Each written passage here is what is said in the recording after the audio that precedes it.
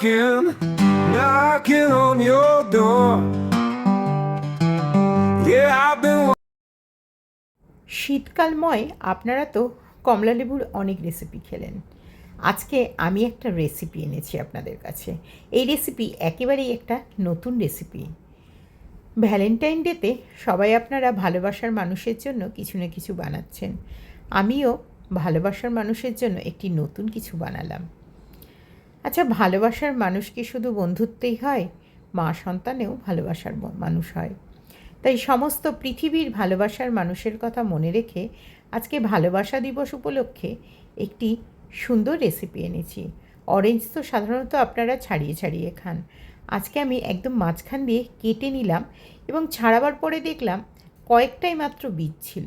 সেই বীজটা বার করে হাত দিয়ে তারপরে একটা ছুরি বা স্পুন যে কোনো একটা কিছু নিয়ে এই যে দেখুন একেবারে কমলালেবুর খোলাগুলোকে বাটির মতন করে বার করে নিলাম স্কুপ করে, আর মিক্সির জারের মধ্যে কমলালেবুগুলো রেখে দিচ্ছি। কি অপূর্ব দেখতে লাগছে দেখুন। আসলে রন্ধনটা একটা শিল্প।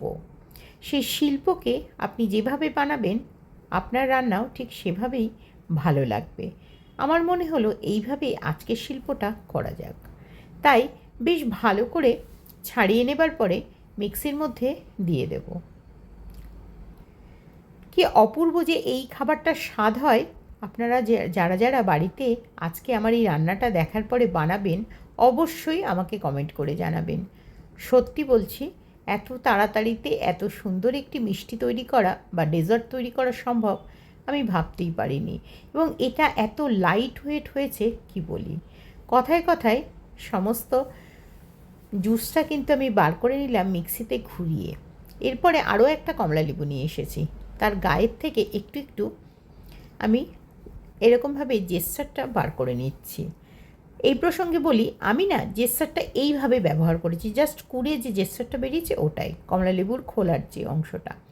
কিন্তু আপনারা যদি এই জেস্টারটাকে একটু ড্রাই রোস্ট করে নেন তাহলে কিন্তু এর গন্ধ আরও সুন্দর হবে। কিন্তু আমার কেমন যেন মনে হলো এটা একটু মিষ্টিটার মধ্যে ওপর থেকে দিলে এই রকমটাই খেতে ভালো লাগবে। যাই হোক, রান্না তো শিল্প, যার যা পছন্দ সেটাই করবেন। আমি আমার সমস্ত রেসিপিতেই বলে থাকি, আপনারা এইভাবেও করতে পারেন। এটাও দেখুন কথায় কথায় বার করে ফেললাম। এবারে আমি একটা প্যান এনেছি। এই প্যানের মধ্যে আমি দিয়ে দিচ্ছি ফ্রেশ ক্রিম। এখানে প্রায় হাফ কাপ মতন ফ্রেশ ক্রিম দিচ্ছি। আপনারা চাইলে ফ্রেশ ক্রিম আপনাদের মনের মতন যত ইচ্ছে দিতে পারেন, তবে আমার মনে হলো আমার কাছে যেহেতু দুটো আমি কমলালেবু ছাড়ালাম তাই হাফ কাপ আর হাফ কাপ দিলাম, মানে 1:1 অনুপাতে পুরোটাই আমি এখানে দিলাম মিল্কমেড। আপনাদের কাছে মিল্কমেড যদি হাতের কাছে অ্যাভেলেবেল না থাকে সেক্ষেত্রে কিন্তু চিনির ব্যবহার করতে পারেন। এবারে এটাকে ভালো করে একবার হুইস্ক করে নিচ্ছি। নেবার পরে দেখুন এখানটা বেশ ফেনা মতন উঠছে। যখনই ফেনাটা উঠবে বুঝতে পারবেন এটা কিন্তু রেডি। এবারে গ্যাসের মধ্যে বসিয়ে অল্প কমলালেবুর রস দিলাম, প্রায় 2-3 মিনিট ফোটাবার পরে ওটা।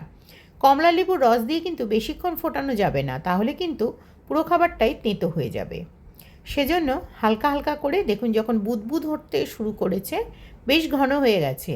এই ঘনটা কিন্তু মিল্কমেডের জন্যই হয়েছে। যদি মিল্কমেড না দেন, চিনি দেন, সেক্ষেত্রে কিন্তু গুঁড়ো দুধ দিতে হবে, নাহলে কিন্তু ঘনত্বটা থাকবে না। এক্ষেত্রে গ্যাসের ফ্লেম একদম কমিয়ে নিতে হবে। আপনারা চাইলে ফুড কালার ব্যবহার করতে পারেন, কিন্তু আমি কোনো ফুড কালারের ব্যবহার করিনি, কারণ ফুড কালারের থেকে এই যে অরিজিনাল কালারটা হবে লাইট লাইট একদম, এটাই কিন্তু খেতে সবচেয়ে ভালো লাগবে। তো এইভাবে এটাকে ভালো করে ঘুরিয়ে ঘুরিয়ে ঘুরিয়ে ঘুরিয়ে আমি একটু রান্না করে নেবার পরে এটাকে একদম ঠান্ডা করতে দিতে হবে, মানে একদম নর্মাল টেম্পারেচারে ঠান্ডা করতে হবে। কিন্তু এটা ঠান্ডা করতে দেবার আগে এই যে বার করেছিলাম জেস্টারটা, সেটা খানিকটা দিয়ে দিলাম। খানিকটা দিয়ে দেওয়ার পরে আর কিন্তু বেশিক্ষণ নাড়ানো যাবে না। এবারে কিন্তু 100% তেঁতো হয়ে যাবে যদি না গ্যাসটা বন্ধ করা হয়। গ্যাস বন্ধ করে দিয়েছি, একেবারে ঠান্ডা হবে। প্রায় এটা আমার ঠান্ডা হতে লেগেছিল প্রায় 10 মিনিট মতো। আপনারা আপনাদের সময় মতন একদম নর্মাল টেম্পারেচার করবেন। ওই যে বললাম এই যে ঘনটা তৈরি হয়েছে ঠান্ডা হওয়ার পরে, এটা কিন্তু মিল্কমেডের জন্য। আপনারা যদি গুঁড়ো দুধ না দেন এই ঘনত্বটা না একটু প্রবলেম হবে। যাই হোক, এবারে দেখুন আমি কিন্তু সেই বাটির মধ্যেই দিয়ে দিচ্ছি, যেটা কিনা আবার কমলা লেবুর বাটি। তাহলে কমলা লেবুর খোলে কমলা লেবুরই দিয়ে তৈরি, রস দিয়ে তৈরি একটি নতুন ধরনের ডেজার্ট। আচ্ছা, এটার নাম কি বলুন তো? আরেকটু অপেক্ষা করুন, অবশ্যই বলবো আপনাদের। ওপর থেকে একটু ওই যে ছাড়িয়েছিলাম জেস্টারগুলো একটু দিয়ে দিচ্ছি। এর উপর থেকে আপনারা আপনাদের মনের মতন ডেকোরেশন করতে পারেন, আমি এটাই করলাম। এভাবে করে নেবার পরে এটাকে প্রায় 4 ঘন্টা আমি ফ্রিজের মধ্যে রেখে দেবো, নর্মাল ফ্রিজে। ফ্রিজারে কিন্তু রাখবেন না, তাহলে ওপরে আইস ক্রিস্টাল পড়ে যাবে। 4 ঘন্টা পরে এটাকে বার করে এনেছি। এবারে না এটা একটু খেয়ে দেখতে হবে। তার আগে দেখি এটা সত্যি সেট হলো নাকি লদর পদর করে পড়ে যাচ্ছে, সেটা দেখতে হবে। কিন্তু তার আগে দেখুন, আমার তো মনে হচ্ছে সেট হয়ে গেছে। আপনাদের কি মনে হচ্ছে কমেন্ট করে জানান। যাই হোক, চেক করে নেওয়া যাক।